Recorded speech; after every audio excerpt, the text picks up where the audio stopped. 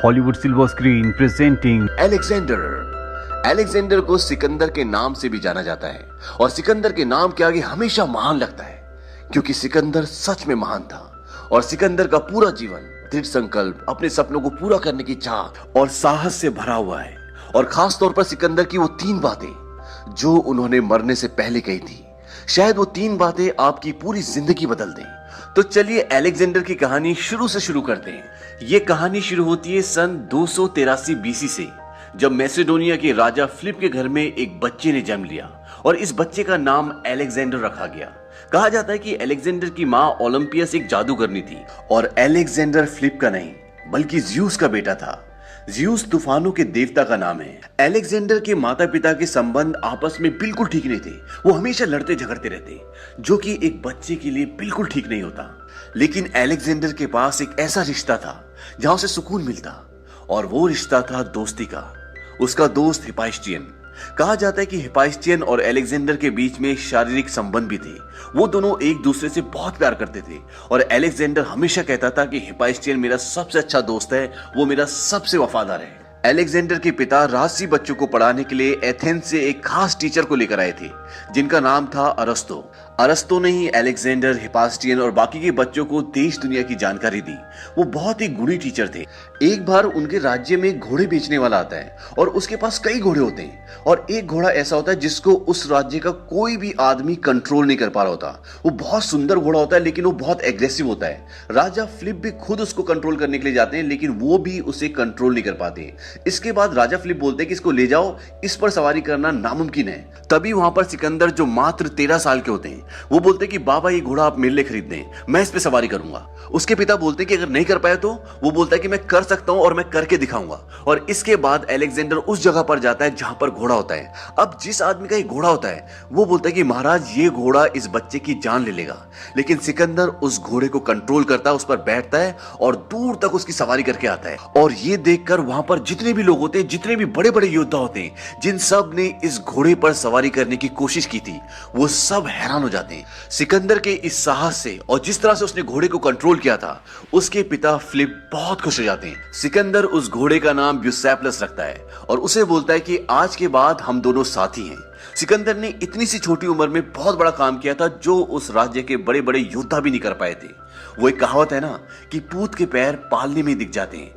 वहीं आगे ये दिखाते हैं कि अलेक्जेंडर के पिता उसे महान योद्धाओं और पौराणिक कथाओं के बारे में बताते हैं। वो उसे अकलीस के बारे में बताते हैं, प्रोमेथियस के बारे में बताते हैं, इडिपस की कहानी सुनाते हैं। सिकंदर बोलता है कि एक दिन मेरी तस्वीर भी इन्हीं लोगों की तरह दीवार पे होगी।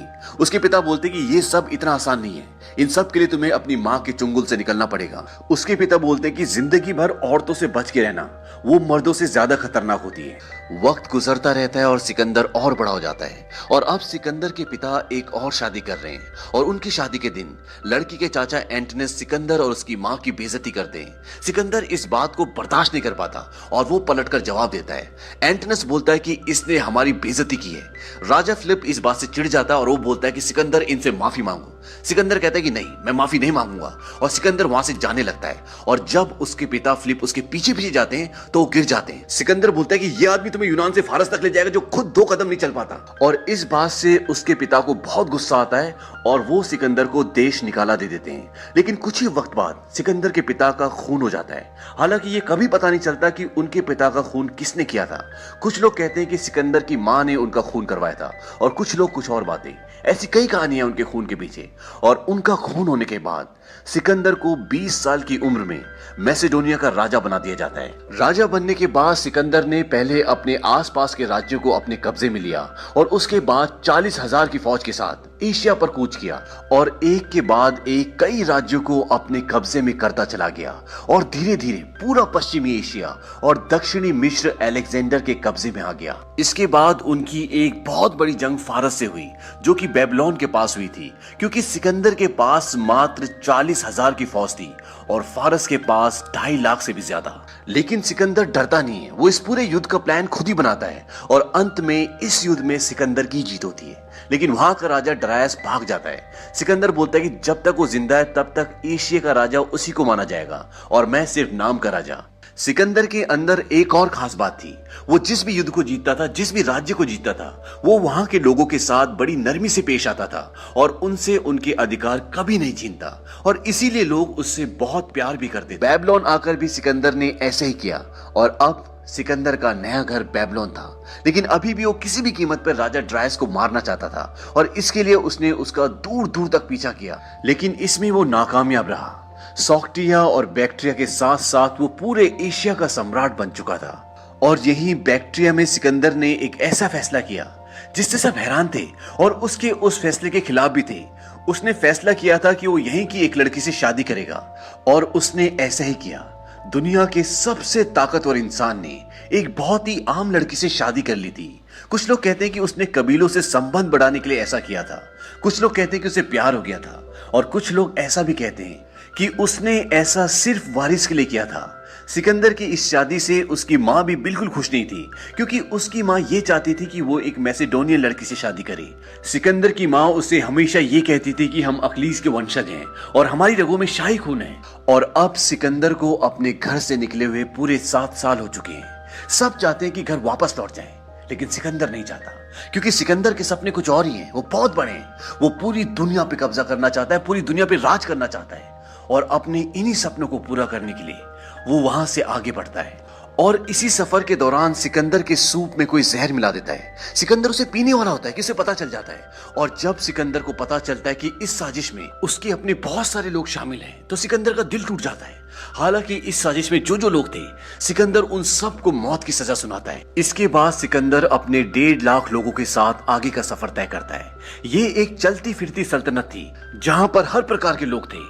हकीम, खानसामे, साहूकार, शिल्पकार, औरतें, बच्चे, वैश्याएं, गुलाम और जानवर भी। सिकंदर ने जिस भी जमीन पर पैर रखा वो पहले की तरह कभी ना रही और अब सिकंदर हिंदू कुश पहाड़ों तक पहुंच चुका था। दरअसल वो खो चुके थे।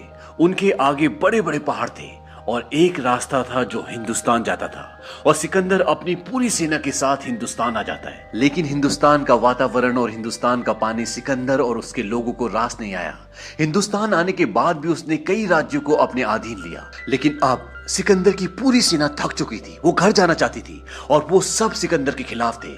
लेकिन सिकंदर आगे बढ़ना चाहता था और वो आगे बढ़ता भी रहा और अंत में हिंदुस्तान की सरजमी पर उसका सामना हुआ पोरस से। ये युद्ध पंजाब में झेलम नदी के किनारे हुआ था।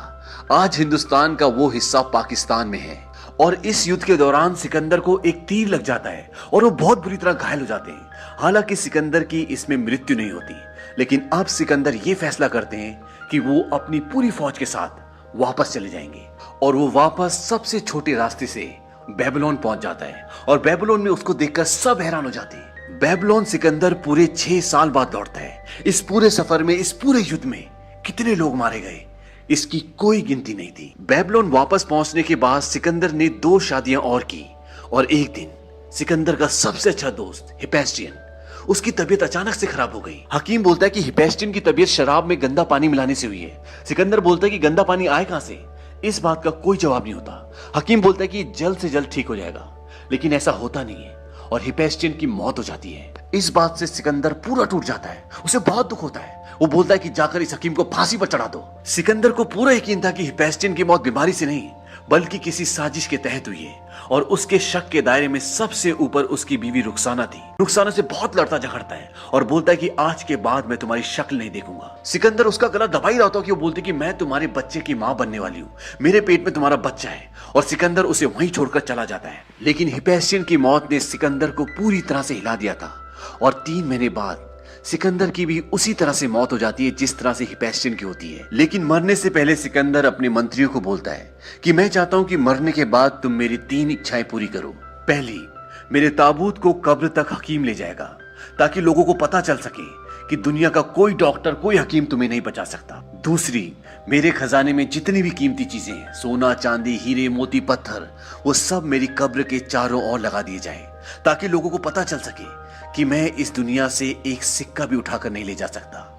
तीसरी और आखिरी, वो बोलता है कि मेरे ताबूत से मेरे हाथों को बाहर निकाल देना ताकि लोगों को ये पता चल सके कि मैं इस दुनिया में खाली हाथ आया था और आज खाली हाथ कहा जाता है कि सिकंदर की मृत्यु किसी सदमे या बीमारी से नहीं हुई थी, बल्कि उन्हें जहर दिया गया था और जिसके चलते कुछ ही दिनों में उनकी मृत्यु हो गई। सिकंदर की मौत के बाद उसका पूरा साम्राज्य 4 हिस्सों में बांट दिया गया और उन हिस्सों पे सिकंदर के खास लोगों ने राज किया। वहीं एक और आदमी था जिसका नाम था कैसेंडर, और वो सिकंदर का बहुत खास आदमी था और उसने राजगद्दी के लिए पहले ओलंपियस को मरवा दिया और उसके बाद 12 साल के अंदर उसने सिकंदर के पूरे खानदान का नामो निशान मिटा दिया। सिकंदर ने अपनी बहुत ही छोटी उम्र में बहुत कुछ हासिल कर लिया था। अगर वो चाहता तो मैसेडोनिया में रहकर जिंदगी भर राज कर सकता था और एक राजा की मौत मरता, लेकिन सिकंदर के ख्वाब पूरी दुनिया को जीतने के थे और उसने वो सब कुछ किया जो उसने सोचा था। इसीलिए आज सिकंदर इतिहास के पन्नों पर अमर है और जब तक ये दुनिया रहेगी तब तक सिकंदर का नाम रहेगा। और इसी के साथ ये फिल्म खत्म हो जाती है।